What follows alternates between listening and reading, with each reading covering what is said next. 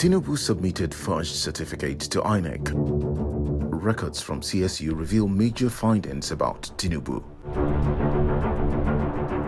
It is now confirmed that Bola Ahmed Tinubu presented a forged certificate from Chicago State University to the Independent National Electoral Commission, INEC. The records released by the CSU to lawyers of Atiku Abubakar, the presidential candidate of the People's Democratic Party, showed that the certificate Tinubu is currently parading was not issued by Chicago State University. These are the major findings about Tinubu and his records released by the CSU. 1. Chicago State University's Office of the Registrar affirmed that Bola A. Tinubu attended the university from August 1977 through June 1979 and was awarded a Bachelor of Science in Business Administration with honors on June 22, 1979. 2. The certificate that Tinubu submitted to INEC is inconsistent with the certificate CSU issued in 1979, indicating that Tinubu forged his. 3.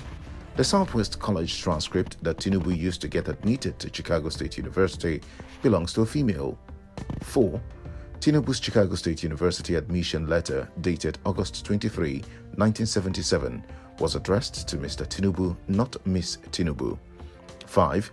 The Bola A. Tinubu claimed to have attended Government College, Lagos, and presented a 1970 GCE A-level result with grades E in chemistry and biology and an F in physics, but Government College, Lagos was only established in 1974. 6.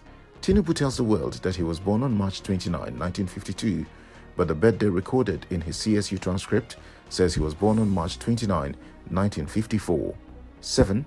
Tinubu's last name was misspelled as THUBV in some of his CSU documents. Here are the documents as released by the Chicago State University to Atiku Abubakar's lawyers.